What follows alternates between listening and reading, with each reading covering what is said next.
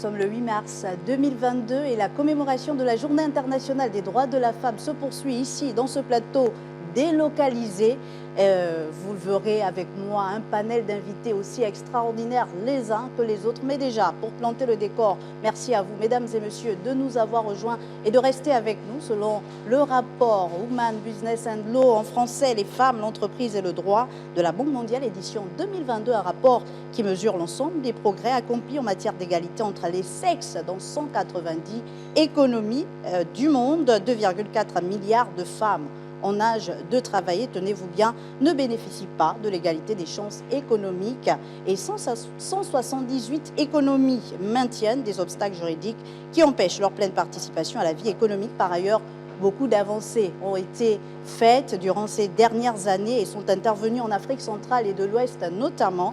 Le Gabon se démarque en entreprenant une réforme complète de son arsenal juridique. On l'a vu, le toilettage du code civil, du code pénal et la promulgation d'une loi visant à éliminer les violences à l'égard des femmes. Tout ceci compris est porté par Gabon Égalité, un programme riche et impulsé par la première dame du Gabon, Sylvia Bongo Ondimba, et qui a commencé à porter des fruits concrets. On le verra également au cours de cette émission. Pour revenir sur l'essentiel de ce rapport de la Banque mondiale qui souligne clairement que le Gabon est un champion africain en termes de droits de la femme. Je serai avec des invités, je vous le disais déjà, spéciaux durant une cinquantaine de minutes autour du thème « Droits des Gabonaises », un enjeu républicain.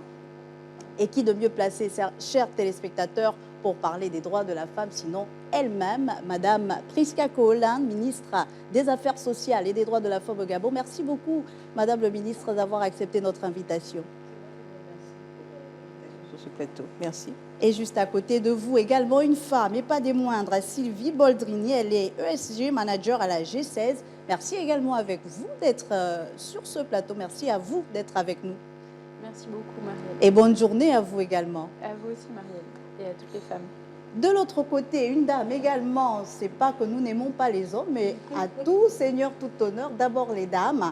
Nicole Nguema, elle a plusieurs casquettes, mais on retiendra qu'elle est experte genre et droits humains et par ailleurs présidente de l'ONG Agir pour le genre. C'est bien cela, Madame Nguema.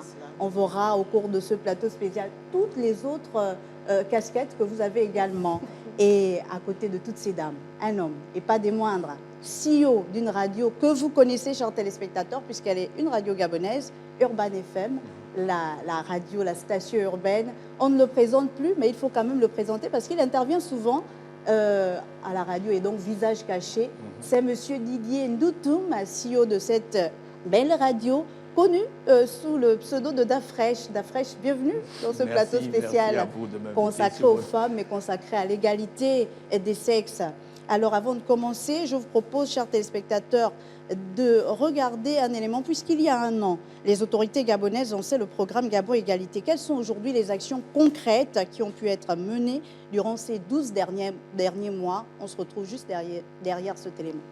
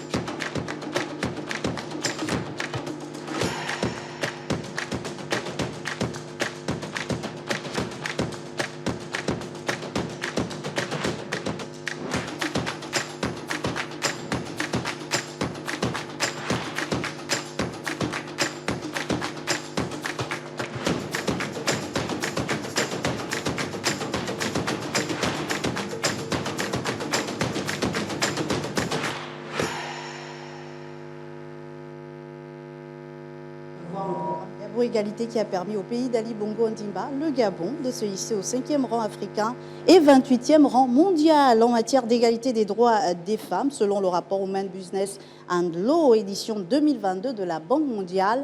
Madame Priska Koholand, je me tourne vers vous en premier, puisque c'est vous qui portez ces droits de la femme, puisqu'étant le ministre des Affaires sociales, on parle donc de ce vaste programme Gabon Égalité qui a permis de notifier plusieurs avancées, quelques-unes peut-être en ouverture de ce plateau. Je voudrais déjà vous remercier de pouvoir nous inviter à l'occasion de ce plateau et à l'occasion de cette journée particulière qui est celle de la réflexion sur les droits de la femme et qui consacre en réalité les avancées effectuées par notre pays, le Gabon, notre cher pays, par rapport à la protection et à la promotion des droits de la femme. Le programme Gabon Égalité, il est certes porté par le ministère des Affaires sociales, mais c'est un programme gouvernemental, je tiens à le rappeler, parce que c'est plusieurs membres du gouvernement qui sont interpellés sur les questions des mesures qui ont été mises en place par la proposition de la Fondation Sylvia Bongo Ondimba et qui nous permet aujourd'hui de pouvoir mesurer toutes les avancées effectuées par notre pays en matière de droits de la femme. En ce qui concerne les mesures concrètes qui ont été déjà mises en place, je rappelle simplement que c'est 33 mesures, et 33 mesures qui se partagent entre le ministère des Affaires sociales, le ministère de la Justice, le ministère de l'Intérieur, le ministère de la Santé, l'Éducation nationale, le Travail et même le ministère du Commerce pour ce qui concerne les tontines digitales qui sont en train de se mettre en œuvre. Donc, pour les quelques mesures qui ont connu une avancée, on note bien la mise en place de ce numéro gratuit 1404 et qui est opérationnel 24 heures sur 24 et 7 jours sur 7. Pourquoi je commence par ce numéro? Parce que c'est la porte d'entrée pour dénoncer les violences. À partir de ce numéro, nous arrivons à la décision de briser le silence, permettre aux femmes de pouvoir désormais dire ce qu'elles ressentent, ce qu'elles vivent et pourquoi jusqu'à présent elles n'ont pas pu le faire. À partir de ce numéro, il y a des orientations qui sont faites. Nous allons soit parler aux cellules d'écoute qui sont mises en place par le ministère des Affaires sociales ou diriger directement dans les CHU au moment où elles ont des violences qui sont physiques ou d'autres ordres. Donc c'est ce premier numéro, du moins c'est cette première mesure qui est opérationnelle et ensuite elle est tout de suite prise en compte, elle est tout de suite suivie par les lois qui ont été mises en place parce que dénoncer c'est une bonne chose, mais qu'est-ce qui suit derrière? Une fois qu'on a dénoncé, il fallait qu'il y ait des lois, d'où la réforme du code civil, du code pénal et la loi spécifique pour... Voilà. Ces détails sur ces différentes lois qui ont été donc revues. Madame le ministre, on reviendra vers vous. Je me tourne également vers Madame Nicole Nguema. Vous êtes leader associatif, vous êtes expert genre. Comment, à votre niveau, déjà en tant que femme, vous avez accueilli ces différentes mesures, surtout qu'un rapport de la Banque mondiale les a sanctionnées en montrant que le Gabon s'est démarqué? Merci encore une fois de m'inviter à votre plateau. Alors, en tant que femme, comment est-ce que j'ai accueilli toutes ces lois? Mais très positivement dans la mesure où je vis sereinement dorénavant en me disant si mes droits sont violés en tant qu'épouse, j'ai de quoi faire, donc je vais me retourner vers le juge et j'ai un dispositif juridique qui me protège, non seulement en tant que Gabonaise, mais en tant que femme, dans le cadre de ma vie conjugale. Alors, en tant que travailleuse aussi, j'ai été très contente de toutes ces avancées, dans la mesure où on a quand même désormais le harcèlement qui est bien puni dans le cadre professionnel. Donc le harcèlement a été codifié, là, voilà, a été codifié, assorti de sanctions. Donc aujourd'hui, si je suis employée quelque part, mon employeur ne peut pas, ou alors un collègue ne peut pas se permettre de me harceler. Et s'il le fait, je sais quelles sont les voies de recours qui s'offrent à moi. Donc ça aussi, c'est quelque chose que j'ai beaucoup apprécié. La loi sur les violences faites aux femmes, il faut dire que jusqu'ici, c'est vrai qu'on a un corpus juridique qui punissait ce fléau-là, mais au titre de coups et blessures volontaires, ce qui n'était pas pareil. Donc aujourd'hui, les autorités publiques, dont le législateur gabonais, a de quoi faire. Donc on a une loi spécifique qui me protège, ou alors qui protège la femme gabonaise spécifiquement en tant que femme, lorsqu'on sait que, et c'est très important, lorsqu'on sait que c'est quand même un type de violence assez particulier, hein. C'est très particulier, ce type de violence-là. Donc moi, je suis violentée physiquement parce que je suis une femme. Un monsieur lambda va m'attendre au coin de la rue à 20h, 22h, il va m'agresser sexuellement parce que je suis une femme et qui sait que le rapport de force n'est pas égal. Donc aujourd'hui, je sais que la loi me protège, je sais que grâce à Gabon Égalité, j'ai un dispositif d'accompagnement qui est mis sur pied, et ça, Madame le ministre le soulignait tout à l'heure. Donc je sais que je peux me retourner vers le CHU, soit d'Angonje ou alors de Libreville, et que j'ai des points focaux qui m'attendent. Et ça, c'était jusqu'à tout récemment, c'était pas encore le cas.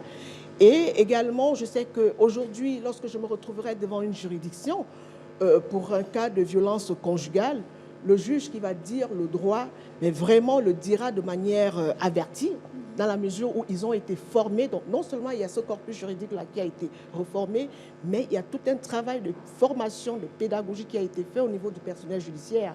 Et donc aujourd'hui, on a quand même une frange de praticiens du droit qui sont sensibles à cette question-là, qui sont formés sur cette question-là. Donc au final, en tant que femme et en tant que leader associatif, je ne peux que les saluer, je ne peux que remercier les autorités gabonaises dans la mesure où, en tant que militante, c'est quand même un travail que nous menons depuis des années, et de très longue haleine, et nous ne pouvons qu'être réjouis du fait que ça ait porté des fruits comme c'est le cas là en ce moment. Merci. Et la concrétisation de ces politiques inclusives se vérifie également dans les différents lieux de travail de ces femmes qui nous regardent à présent. Monsieur Dafresh, je préférerais te dire Dafresh parce que c'est aussi une relation de journalistes et d'hommes de médias que l'on a, Dafresh. Comment se vit au quotidien à Urban FM cette politique d'inclusion des femmes? Merci. Nous, on travaille avec beaucoup de femmes. Hein. Ça, déjà, avant la loi ou après la loi, ça ne nous pose pas de problème. Parce que déjà, il y a des questions d'éducation qui existent entre nous. Il y a des rapports professionnels. Il y a un règlement intérieur. Il y a un mode d'emploi, un mode de travail, un modus operandi qui nous permet de faire avancer notre entreprise. Donc les questions de femmes, des questions de genre, pas de femmes, des questions de genre, c'est des questions qu'on a appréhendées très vite parce qu'on avait vite compris que ça participait à la performance et la compétence de notre entreprise. Maintenant, les légaliser, les mettre en pratique dans un code, c'est beaucoup mieux parce que c'est bien quand les choses sont écrites que de les pratiquer de manière traditionnelle. Ça donne un sentiment de protection. Ça ne vous frustre pas, ça ne vous choque pas? Parce que moi, j'ai vite compris dans ma formation de juriste que plus un être est protégé, plus il s'épanouit et plus il se développe. Ça, c'est clair. Plus on est libre, plus on se développe. La liberté n'est garantie que par la loi. Et donc, si ça se passe comme ça, c'est une bonne chose. Tout est-il que ça se passe comme ça, mais après, il faut que les gens soient au courant. Parce que je suis quand même à un niveau moyen de la société. Mais en dessous, il faut que les gens comprennent ce qui existe comme batterie légale qui les protège. Il faut qu'ils soient au courant, il faut qu'ils sachent où trouver cette loi. Comment faire en sorte que je profite de telle norme juridique ou telle norme juridique. Ça, c'est le plus important. C'est bien beau de mettre ça dans un code. Mais au quartier, il faut que les gens en profitent. Et ce plateau sera également l'occasion de faire de la pédagogie autour de toutes ces réformes, toutes ces avancées. Madame Boldrini, à G16, est-ce que les femmes ont aujourd'hui accès à des métiers d'hommes? Oui, G16, c'est dit d'hommes. Oui, G16, d'abord, c'est une entreprise qui fait partie du groupe Arise IIP, qui est une entreprise panafricaine qui est spécialisée dans le développement de solutions logistiques et d'infrastructures dans toute l'Afrique. Donc, typiquement, ce sont des métiers d'hommes. Oui. Et clairement, G16 tâche de mettre... de donner à la femme une plus grande place, tant au niveau de terrain qu'au niveau de management. Notre objectif, c'est d'atteindre un niveau de représentation des femmes de 25% dans l'entreprise ici 2023. Nous sommes partis de 7% de représentation en 2018. Aujourd'hui, nous sommes à 17%. Donc, nous pensons que c'est tout à fait atteignable et néanmoins ambitieux. Donc, ouais. Merci beaucoup, Madame Boldrini. Madame le ministre, Dafresh a relevé quelque chose d'essentiel. Il y a tout ce cadre, il y a toutes ces réformes, mais comment les femmes doivent-elles avoir accès à ces réformes? Si aujourd'hui une femme subit des violences, en plus du 1404, quelle est la démarche à suivre? Quel est l'accompagnement de l'État? Alors, c'est vrai que là, nous avons parlé des femmes, mais en réalité, il faut intégrer la fille. Parce que quand on parle de femmes, c'est en réalité la fille. Parce que tout à l'heure, en citant les départements ministériels, il y a l'éducation nationale qui fait un travail colossal parce que l'objectif aussi de Gabon Égalité, c'est de maintenir la fille à l'école jusqu'à ce qu'on ne connaisse pas de décrochage scolaire parce que notre pays a mis en place des lois également concernant leur accès à des postes de responsabilité élevés. Donc les 30% nous permettent, il faut qu'elles soient instruites, il faut qu'elles soient enseignées. Alors, comment peut-on faire pour permettre à ces femmes non seulement de savoir ce qu'elles ont comme loi disponible pour elles, mais également de se les approprier? C'est la formation, c'est la sensibilisation, c'est la vulgarisation. La vulgarisation, est-ce que ce n'est pas là le gros défi de la vulgarisation? C'est un gros défi, mais c'est surtout un défi qui est facilement surmontable. Pour la simple raison qu'on a une société civile au Gabon qui est partenaire des actions du gouvernement. Et c'est dans ce sens que je peux, moi, interpeller la société civile pour leur dire qu'il faut prendre à bras le corps ce qui a été mis à disposition. Madame Nicole Nguema disait tout à l'heure qu'elle sait, elle connaît les droits, elle connaît désormais, elle sait que désormais s'il y a une question qui concerne ces problèmes de droit, elle est capable de savoir à quelle loi, quelle juridiction toucher, comment. Donc, il faut que nous puissions rendre ces lois disponibles à toutes les femmes, à toutes les filles. Donc, c'est la sensibilisation, c'est la formation. Nous avons lancé dans le cadre donc, justement de ce programme Gabon Égalité, la formation de celles qui sont supposées accompagner les victimes dans le cadre de leur prise en charge. C'est nécessaire parce que même ce personnel-là a besoin de savoir qu'est-ce qu'il faut faire de cette loi, comment recevoir la victime, comment l'accompagner ou l'orienter pour lui permettre de profiter de cette batterie, comme l'avait souligné M. Dafrèche tout à l'heure, cette batterie de lois qui est mise à disposition pour les femmes gabonaises, pour la fille gabonaise. Donc je signe que c'est la sensibilisation, c'est la vulgarisation, c'est la formation et c'est le problème prioritairement du gouvernement, mais également l'appui de la société civile pour que ce soit vulgarisé. Et nous sommes ouverts. Jusque-là, nous mettons en place un dispositif qui permettrait à cette société civile de s'impliquer davantage. Mais je voudrais également saisir l'opportunité des médias, parce qu'il y a la société civile, mais également les médias. Les médias aussi ont le droit de se rapprocher du gouvernement pour mieux orienter leur communication en faveur de ces lois pour que ces femmes, ces filles qui sont surtout dans les zones rurales, qui n'ont pas facilement accès à nos départements ministériels, peuvent elles-mêmes à leur tour profiter de cette plateforme. J'ai donc anticipé. J'aime beaucoup les femmes de l'arrière-pays, j'aime beaucoup les femmes de Fougamou, de Minzik, de Mekambo. Elles sont là-bas, elles entendent parler du programme Gabon Égalité. On a l'impression que c'est le programme du gouvernement. Quand les ministres arrivent, bon, c'est pour le gouvernement. Comment les intéresser à ce programme? Comment faire en sorte qu'elles s'approprient ce programme? Est-ce que depuis Fougamou, je peux aussi appeler le 1404 et on me répond et il y a une équipe qui est peut-être déjà basée là-bas sur place ou bien c'est encore concentré au niveau de la capitale gabonaise? Je suis rassurée parce que Fougamou, c'est dans le Gabon. Et Mekambo également, c'est dans le Gabon. Je suis bien rassurée. Alors, nous avons une particularité dans le département ministériel des Affaires sociales, c'est que nous avons des travailleurs sociaux sur l'ensemble du territoire, qui sont à la fois dans les structures éducatives, dans les structures sanitaires, dans les collectivités locales. Et comme je vous disais tantôt, nous avons fait venir tout ce personnel. Depuis lundi, il y a une formation qui est faite pour ces personnels jusqu'à toute cette fin de semaine pour justement, vulgariser ce qui est fait dans Gabon Égalité, mais également former dans la prise en charge des victimes.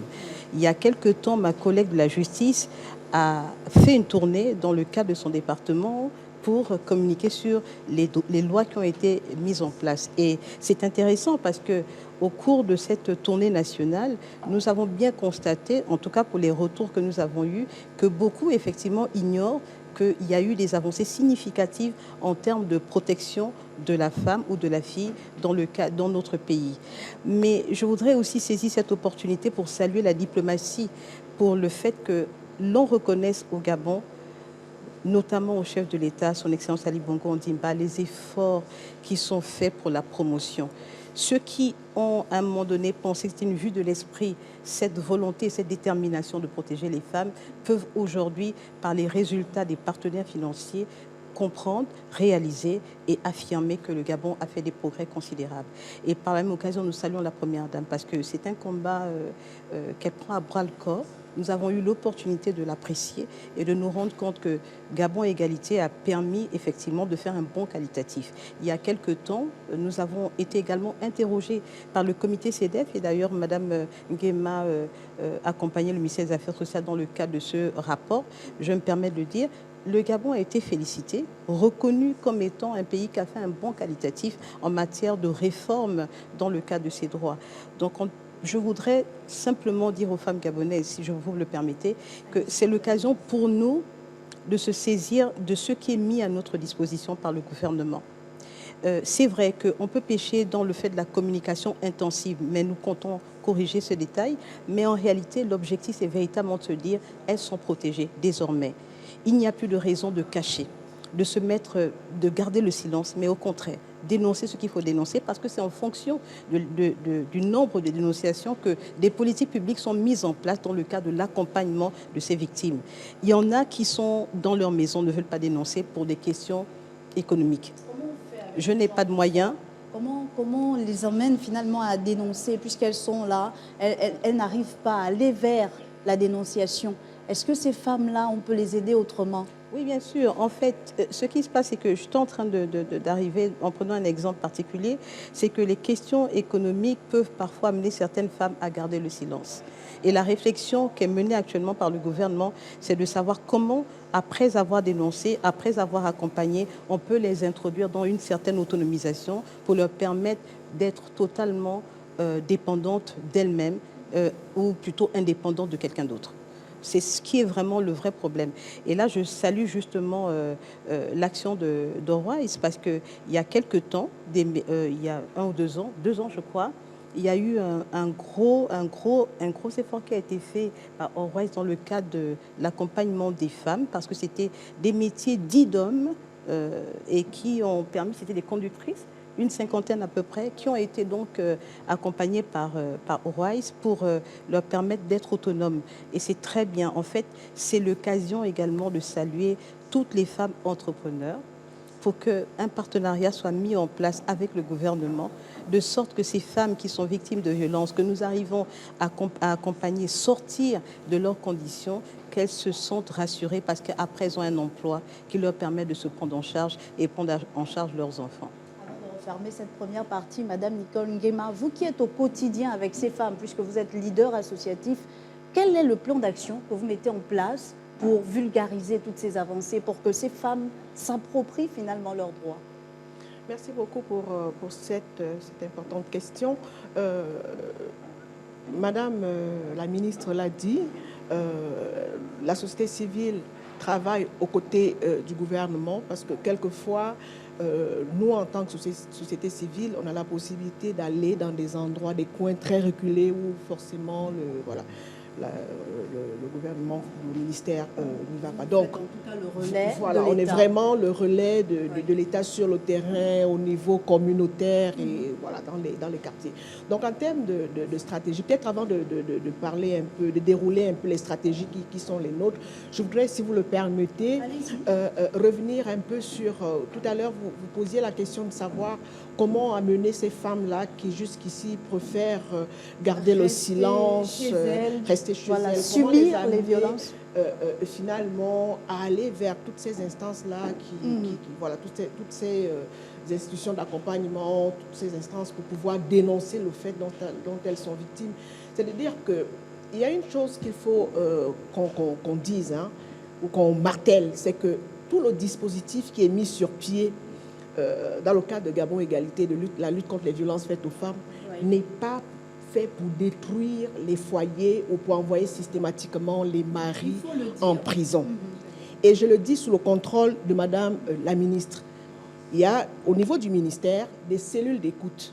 Le rôle des cellules d'écoute, ce n'est pas d'obliger les femmes à aller porter plainte contre les maris et manu militari invoquer la loi 006. Non, le rôle des cellules d'écoute, c'est de servir de médiation familiale, c'est-à-dire que écouter les deux conjoints, comprendre un peu quel est le fait qui pose problème et voir un peu quel est l'accompagnement qui peut être mis sur pied ou quel est le dispositif qui peut être déroulé pour accompagner ces couples-là. Parce qu'il quelquefois on se rend compte que la violence s'installe dans un couple suite à des incompréhensions, ou alors parce que c'est un monsieur qui est mal dans sa peau, ou c'est un monsieur qui a peut-être beaucoup de problèmes au niveau professionnel.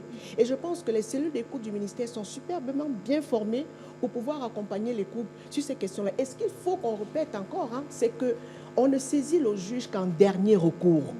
Que lorsqu'on vraiment on a essayé toutes les autres voies de recours social pour pouvoir amener la paix dans le foyer, et ça n'a pas marché. Et on ne saisit les autorités judiciaires que lorsqu'il y a un crime, c'est-à-dire une agression sexuelle, parce que là, il n'y a pas de négociation, il n'y a pas de médiation. Le viol, c'est un crime. Mais pour toutes les autres formes de violence auxquelles la femme peut être exposée, je voudrais ici, coups et blessures, un mari ne se lève pas un beau matin pour lever la main sur sa femme. Forcément, si vous interrogez les couples, j'ai dit, il y a des hommes, c'est vrai qu'ils sont naturellement violents. Donc ça, on je ne passe l'exclus pas. par les cellules Il faut d'écoute. écouter. Je ne peux pas, moi aujourd'hui, je suis Madame Guéma, je ne veux pas encourager une femme parce que le mari a levé la main sur elle, aller directement se plaindre au tribunal. Non. Asseyez-vous et essayez de comprendre quel est le fait qui pose problème. Faites-vous assister, faites-vous accompagner. Maintenant, quand le couple s'installe dans un cycle de violence, là c'est autre chose. Parce que la chose qui brise le cycle de violence, c'est la mort. Et comme on est là pour protéger la femme gabonaise, la fille gabonaise, à ce moment-là, on ne va pas la laisser s'installer dans ce cycle de violence-là. Il faut aller vers la justice quand la situation, quand la sécurité de la femme est menacée. Et Madame Nicole Nguema, vous aurez l'occasion de poursuivre votre argumentaire. Occasion pour nous de marquer cette petite pause. On se retrouve juste derrière.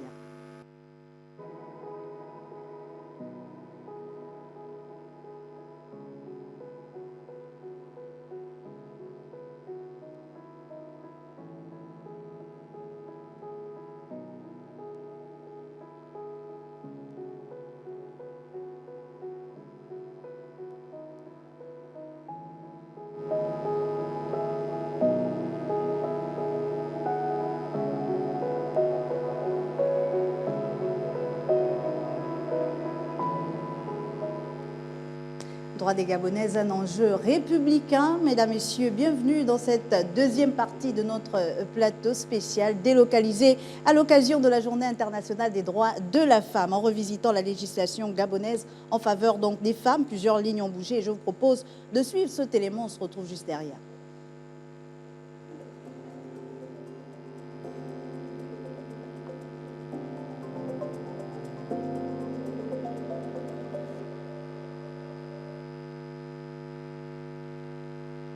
Bonjour maître. Bonjour. Depuis plusieurs années déjà de mon mariage, je subis des situations difficiles entre abus, tromperie, violence. J'ai demandé de l'aide autour de moi, à ma famille, à des amis. On me dit qu'il faut supporter, que c'est ça le mariage, c'est pour le meilleur et pour le pire. Pourtant, dans ma famille, certains subissent des violences faites par mon époux. Du coup, j'ai écouté, j'ai supporté, et je veux que ça s'arrête. Je sais qu'il y a une nouvelle loi et je voudrais savoir comment est-ce que cette loi peut m'aider pour divorcer. Alors je vous remercie. La question relative au divorce est prévue par les dispositions de l'article 266 de notre Code civil dans sa première partie. Que ce soit dans l'ancienne loi comme dans la nouvelle, il n'y a aucune disposition qui parle de meilleur et du pire. Lorsque surviennent des situations imparables, telles que vous l'avez fait observer, vous avez la possibilité de saisir le président du tribunal aux fins de divorce. La particularité avec la nouvelle loi 004/2021 du 15 septembre 2021 est qu'elle a apporté quelques spécificités à l'article 266 sur les conditions du divorce qui, sous l'ère de l'ancienne loi, paraissait parfois confuse, sinon incomplète. Je prendrai par exemple la question de la famille, des violences. Aujourd'hui, le Code civil prévoit que toute violence faite en milieu familial, donc qui ne se restreint plus à la relation entre l'époux et l'épouse, peut constituer une cause de divorce. Toute violation au sein de la famille est cause de divorce.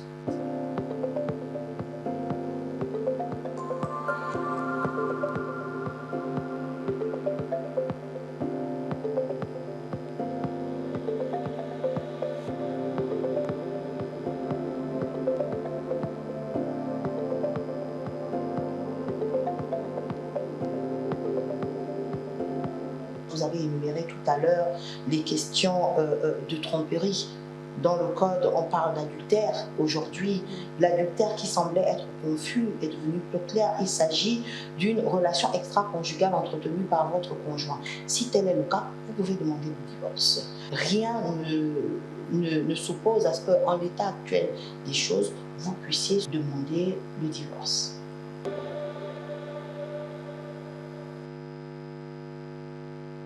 Et Madame Nicole Nguema, je me tourne vers vous une fois de plus, puisque vous aviez la parole avant la fin de la première partie. Là, on vient de suivre un élément. On aura l'occasion de revenir sur toutes les réformes du Code civil apportées donc à cette nouvelle loi 004. Mais déjà, on parlait de violence. Et vous étiez en train de nous dire que ce n'est pas à tout type de violence, ou ce n'est pas dès que la violence surgit qu'on se tourne vers le procureur. Il faudrait d'abord suivre un processus. Est-ce qu'il y a finalement des violences de façon graduelle? Est-ce qu'il y a une petite violence? Est-ce qu'il y a une grande violence? Non, je voudrais pas dire qu'il y ait une petite, une grosse violence, parce qu'après tout, la violence, c'est violence. Petite ou grande violence, la violence, c'est la violence. Et tout ce qui est fait aujourd'hui, c'est pour que les femmes puissent vivre en toute sûreté et sécurité, hein, que ce soit voilà, que ce soit dans le cadre familial ou professionnel, et que tout acte qui porte atteinte à mon intégrité physique ou psychologique me met mal à l'aise, et il faut qu'on corrige cela. Donc, ce que j'essayais tout simplement d'expliquer, c'était qu'il était important que des personnes, surtout les femmes et les filles, et même les hommes, puissent comprendre que tout le dispositif, ou alors tout ce qui est fait pour lutter contre les violences faites aux femmes, n'ont pas pour vocation de briser les couples. Et que on ne demande pas aux femmes que pour un acte isolé, ça peut arriver, hein, je peux m'énerver, et puis voilà, c'est vite parti, de courir voir le procureur pour qu'il puisse ouvrir une enquête, ou alors convoquer mon mari, parce que si cela est le cas, à quoi serviront hein, toutes les cellules d'écoute, toutes les personnes, les médiateurs familiaux ou les médiatrices familiales qui sont formées pour pouvoir accompagner les couples. Et donc, ce que je voudrais dire ici, c'est que cette loi est là pour protéger les femmes et les filles. Cette loi est là pour montrer aux hommes que dorénavant, ils doivent faire très attention, parce que le moindre geste ne sera pas toléré. Mais à côté de ça, je voudrais dire ceci. Si, dans un couple, lorsque survient un acte de violence, il est important que les personnes s'asseyent et qu'elles puissent communiquer pour comprendre quel est le fait qui pose problème. Éventuellement, se faire assister, soit par un homme d'église, ou par un témoin de mariage, ou même un conseiller conjugal, ou se rapprocher, encore une fois, des cellules d'écoute du ministère. Parce que, qu'est-ce qui se passe? Quand on tolère le premier coup, la première gifle, ensuite vient une deuxième, une troisième, une quatrième, et là, le couple va s'installer dans un cycle de violence. Et ce cycle-là, il y a une seule chose qui le brise. Hein, voilà. Si ce n'est la mort, si ce n'est le divorce, ça va être la mort. Et donc, l'idée, c'est de ne pas rester, persister, manu militari, dans ce cycle-là, quitte à ce que, voilà, on nous crève l'œil, on nous casse la jambe, et que demain, on achète l'union et qu'on apprenne que Mme Nguema a été assassinée par son mari. Donc, moi, je suis militante des droits des femmes. Je suis tout à fait heureuse de cette loi-là, pour ce nouveau cadre juridique très protecteur, mais également, j'invite les couples vraiment à s'asseoir, et c'est bien de parler à dialoguer. De couple, parce que les hommes pensent qu'on parle peut-être assez trop des femmes. Non, non, c'est une question les violences basées sur le genre, violences faites aux femmes, c'est une question de droits humains. Ce n'est pas une question d'hommes ou de femmes, parce que même si aujourd'hui, c'est les femmes qui sont majoritairement victimes, mais le fait pour un homme de savoir que sa fille est dans un ménage violent, il n'est pas bien. Ça veut dire que ça n'a rien à voir avec la femme ou l'homme, mais c'est une question de droits humains. Et le Gabon est signataire des conventions internationales qui demandent que la femme, que les droits aussi bien des hommes, des femmes, que des filles et des enfants soient protégés, et qui interdit toute atteinte à l'intégrité physique et psychologique d'une personne. Merci beaucoup, Madame Nicole Nguema. Madame le ministre, on a vu cet élément qui revient sur les modifications du Code civil. Vous êtes une femme et il y a au Gabon les us et coutumes. Quand ce Code civil a été réformé, on a écouté surtout les hommes se plaindre de certaines réformes. La femme devient chef de famille, la femme choisit le domicile conjugal avec son mari, la femme peut divorcer dès qu'elle constate l'adultère de son mari. Peut-être l'occasion de bien préciser les choses et de montrer qu'il n'y en a pas que pour les femmes, mais qu'il s'agisse finalement de cette société égalitaire qu'on voudrait construire. Tout à fait. Je pense que Mme Nguema est bien revenue sur la notion de protection en fait, de la famille. Parce que la loi intervient au moment où il y a un problème. Quand les couples s'entendent, se comprennent, notamment, je parle des couples parce que ça peut être des couples mariés, ça peut être des personnes qui ne se sont pas du tout comprises, qui ne sont pas nécessairement mariées. Mais dès qu'il y a un problème, un dysfonctionnement qui est décelé, évidemment, l'objectif est soit de faire appel à des personnes qui peuvent intervenir pour ramener la sérénité au milieu de ces personnes, mais où, évidemment, quand ça dépasse les stades qui sont du domaine de l'intolérable, effectivement, faire appel, évidemment, à ceux qui ont la compétence de pouvoir régler ces problèmes. Je pense nous avons déjà discuté sur la question des notions de chef de famille, etc. En fait, nous sommes dans un monde où les choses se font de façon naturelle, en réalité. Ce que le législateur a fait, c'est simplement de consacrer un bon nombre de positions pour permettre aux choses de fonctionner. J'ai écouté l'intervention de M. Dafresh qui disait « je préfère de loin, même si au niveau de son lieu de travail, les choses se font de façon naturelle, il vaut mieux qu'il y ait des lois parce qu'on est sûr que c'est encadré. Et une fois que c'est encadré, personne ne sort de ce cadre-là. Donc, en réalité, le Code civil, le Code pénal, la loi relative à la protection des femmes ou à la lutte contre les violences, tout ce dispositif ne vient que pour protéger aussi bien les femmes, prioritairement parce que le taux de femmes agressées, violentées est beaucoup plus élevé que celui des hommes, mais également c'est pour protéger ces hommes. Parce qu'en réalité, ces lois, si un homme est agressé par une femme, il est évident que cette femme sera sanctionnée. C'est évident. Oui. Donc, il faut bien qu'on comprenne qu'en réalité, c'est une protection de la famille, mais pas simplement pour un genre, pas seulement pour la femme. C'est évident. Donc, on doit comprendre cette démarche du gouvernement, de l'État, dans le but de protéger la famille, de sécuriser la famille. Et j'insiste, et je suis bien heureuse que Mme Nguema soit revenue plusieurs fois sur le fait que ce n'est pas pour diviser. Et je viens donc insister également, les lois ne sont pas faites pour diviser les couples. Les lois ne sont pas faites pour séparer les familles. Elles sont faites pour renforcer. Et peut-être, pourquoi pas dire, cultiver la communication entre les personnes pour que ceux qui ne se comprennent pas aisément prennent le temps d'être étudiés, compris et puis pouvoir être menés comme il se doit. Donc ce dispositif juridique est à l'avantage d'abord des familles, même si les femmes sont prioritairement protégées.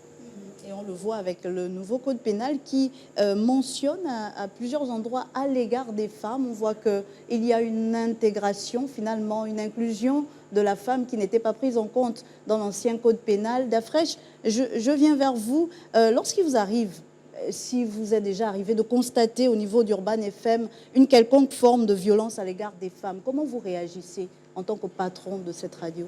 Non, ça ne peut pas arriver chez nous, c'est pas possible. Une certaine discrimination, c'est pas possible. Un harcèlement. Non, ça ne peut pas se faire dans notre entreprise. Notre entreprise, quand vous arrivez, la première chose que vous trouvez affichée sur les portes, c'est le règlement intérieur. D'accord. Chacun doit respecter les mesures ou bien les garde-fous de sa liberté et de la liberté des autres. Ça ne veut pas dire qu'on travaille dans un environnement crispé. Ça veut tout simplement dire que je veille à ce que chacun soit et reste épanoui dans son travail. Parce qu'on travaille dans un domaine là où on a vraiment besoin de créativité. Et une personne frustrée ou étouffée ou violentée ne peut pas être créative.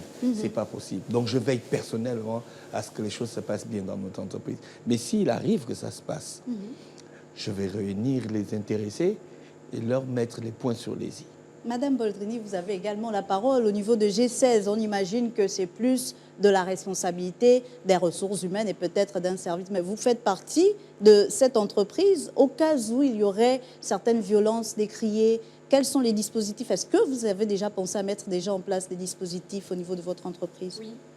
Déjà, avant l'adoption du nouveau Code du travail, on avait commencé à mettre en place certaines initiatives. Et le fait que ce Code du travail ait été publié, ça nous a permis d'aller plus loin. Oui.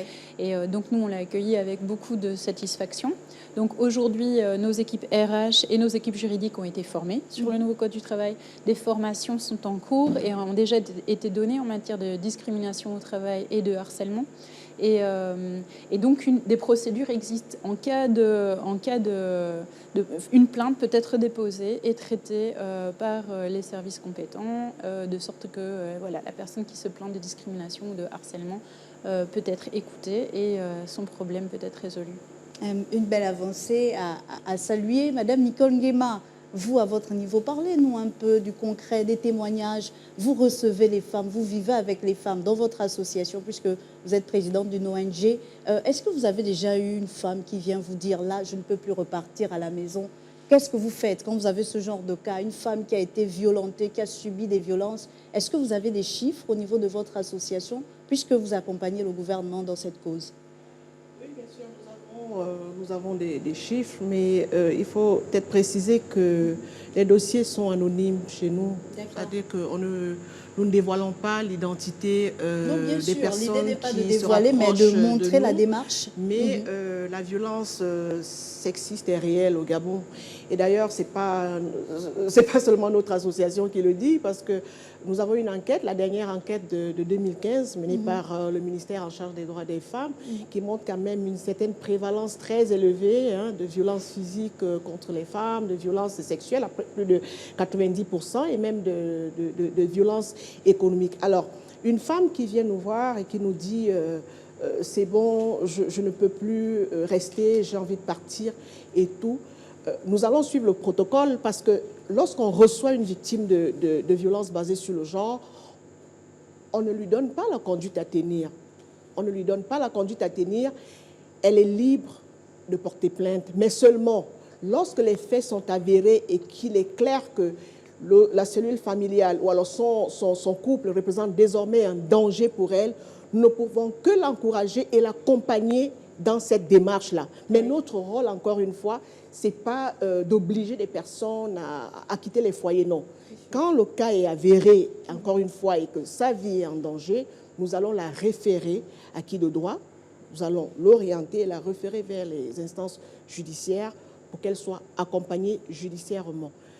Maintenant, tout à l'heure, vous avez posé la question de savoir quelles sont les stratégies au niveau de la société civile qui étaient mises sur pied pour s'assurer que les femmes de l'arrière-pays puissent être au fait de tout ce qui est fait. Pour accompagner la vulgarisation de la vulgarisation. Voilà. Donc, il y a beaucoup d'actions de sensibilisation communautaire qui sont faites. Et d'ailleurs, des causeries éducatives. Donc, nous allons dans l'arrière-pays. L'année dernière, on était on était à Fougamou. On est allé à Fougamou. On est allé jusqu'à Mayumba. D'accord, pour faire des sensibilisations en milieu communautaire.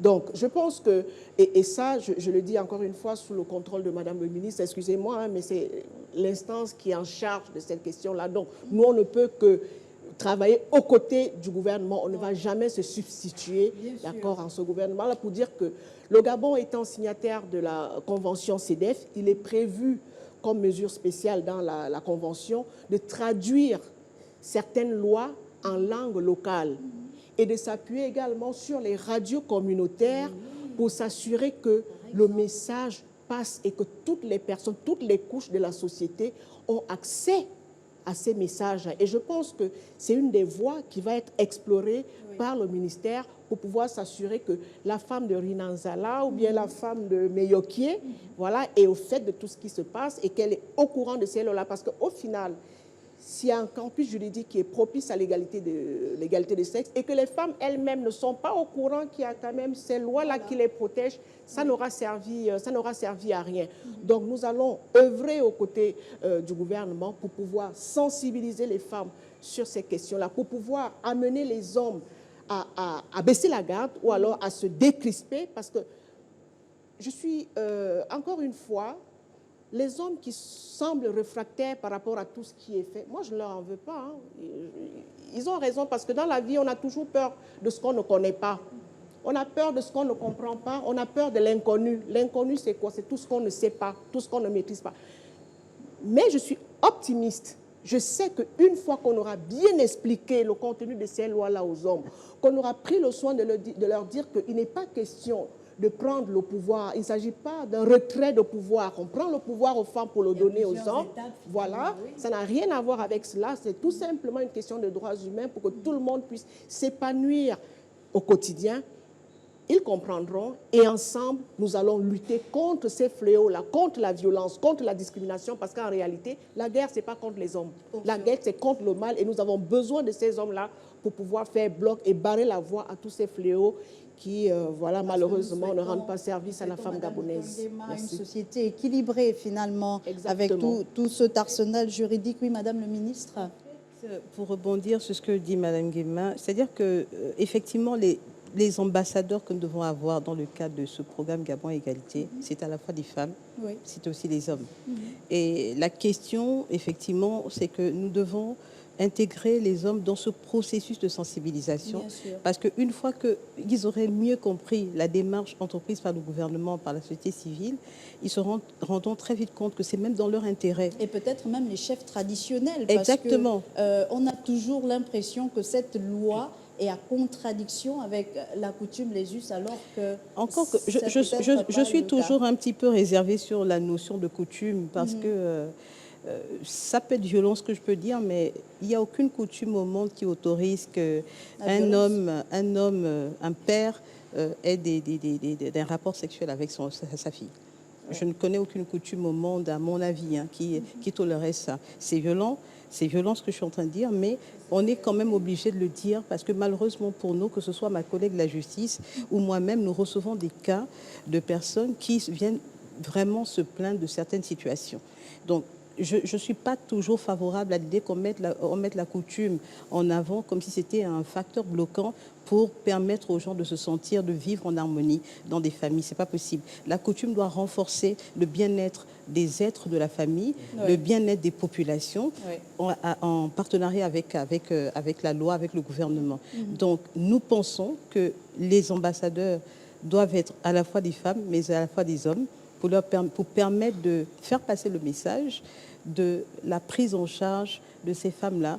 Parce que si les hommes ne comprennent pas la démarche que nous sommes en train d'entreprendre, il est clair que nous aurons toujours en face de nous des murs pour ne pas permettre à la loi d'évoluer. L'autre phénomène pour lequel nous devons lutter, c'est que, OK, la diplomatie nous permet de hisser le Gabon à un certain niveau. Nous avons fait un bond qualitatif en matière de protection des droits de la femme, mais il est important effectivement que ces femmes s'approprient ce bond qualitatif qu'a fait le Gabon sous l'impulsion du président de la République, chef de l'État, et de la Première Dame. C'est important que nous puissions véritablement amener ces femmes. Et ça, nous l'avons dit tout à l'heure, c'est la sensibilisation, la vulgarisation avec les ambassadeurs, hommes et femmes, pour que cela soit fait dans notre pays comme il se doit. En tout cas, autant de réformes qui permettent au Gabon de se démarquer dans sa marche pour les droits des femmes, des réformes comprises dans le programme Gabon Égalité. Regardez cet élément, on se retrouve juste derrière. Toi, une go que j'ai fabriquée, tu peux me parler? Tu es bête. Tu es nulle. La place de la femme, c'est à la cuisine. Arrête de jouer à la fille difficile. On sait que tu couches déjà. Une femme enceinte, ça ralentit le travail. Tu n'as pas été embauchée pour travailler, mais pour distraire les hommes qui travaillent. Même si tu es mon chef, une femme ne peut pas me commander. Tu peux demander le divorce et tu n'auras pas mon argent. On n'est pas sûr que tous les enfants soient de notre frère. Tu as de la chance. Je sais Tout le monde rentrer sait dans ta que tu es vie. une fille facile. Voulez-vous travailler? Est-ce que vous avez Tu veux une promotion? de mari? Il va falloir être gentil Qu'est-ce avec qu'une moi. femme peut m'apprendre sur mon métier?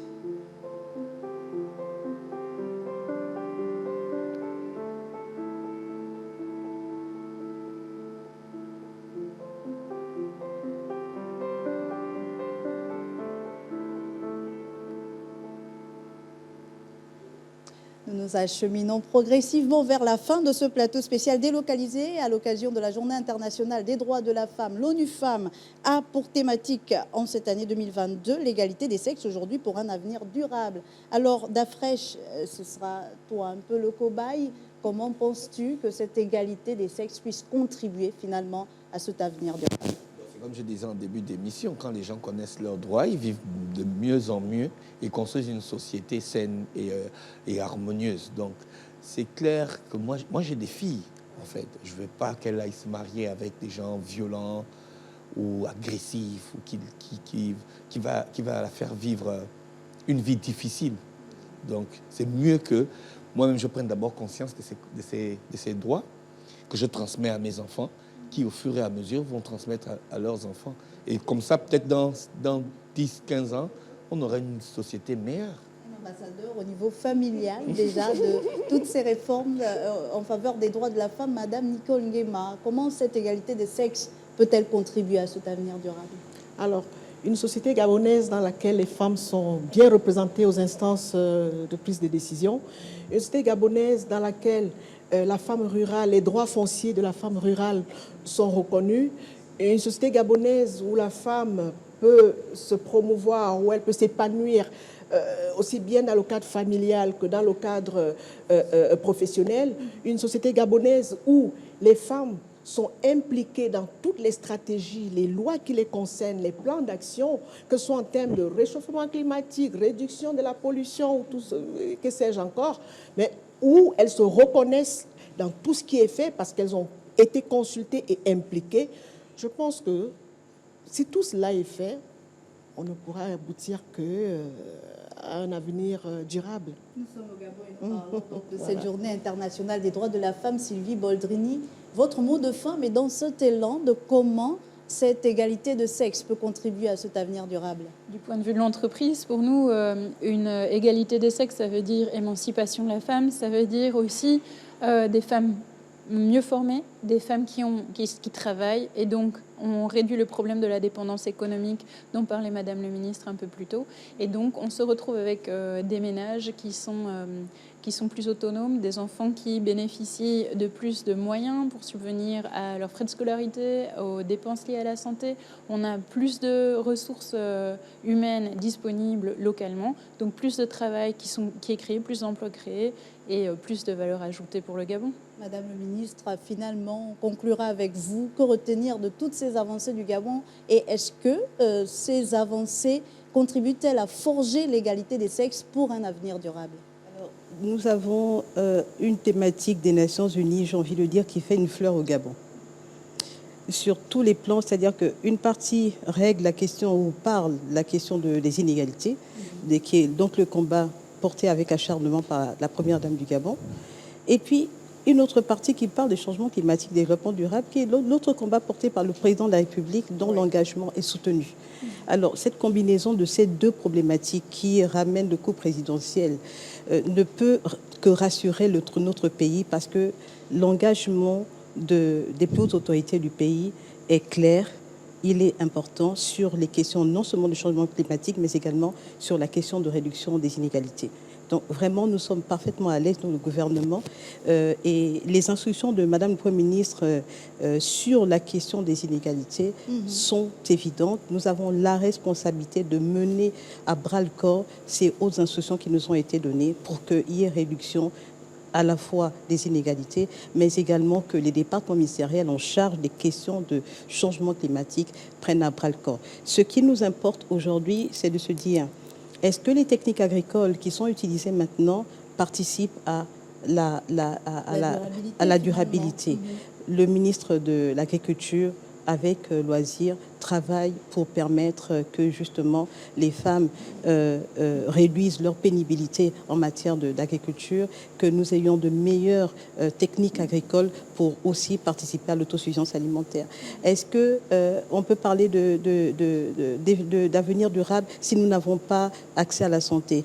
Côté santé, les femmes ont tout ce qu'il faut. Il y a tout un hôpital pour la femme, déjà, le CHU mère et enfant, mais il y a également tout un programme qui lutte contre les cancers féminins, qui est donc Octobre Rose, encore porté par la Fondation Sylvia Bongo-Ndimba. Je veux dire qu'en fait, au niveau du Gabon, je continue de dire que la thématique choisie par les Nations Unies est véritablement une fleur faite à notre pays. Merci. Et nous pouvons croire que nous avons réussi. Madame le ministre, on retiendra que le Gabon a su se démarquer au fil des années en engageant des réformes fortes pour la valorisation des droits des femmes et surtout pour leur encadrement juridique. Aujourd'hui, mesdames, oui, vous, où que vous soyez, vous disposez d'outils qui vous permettent, si vous ne l'êtes pas encore, d'être autonome. Si vous êtes encore victime de violence, vous pouvez aller vous plaindre. Appelez le 1404. On ne cessera de le marteler. Un numéro vert qui est à votre disposition. Oui, vous, mesdames, il faut qu'aujourd'hui, vous puissiez vous approprier également vos droits. C'est votre devoir de vous approprier vos droits parce que l'État a fait sa part.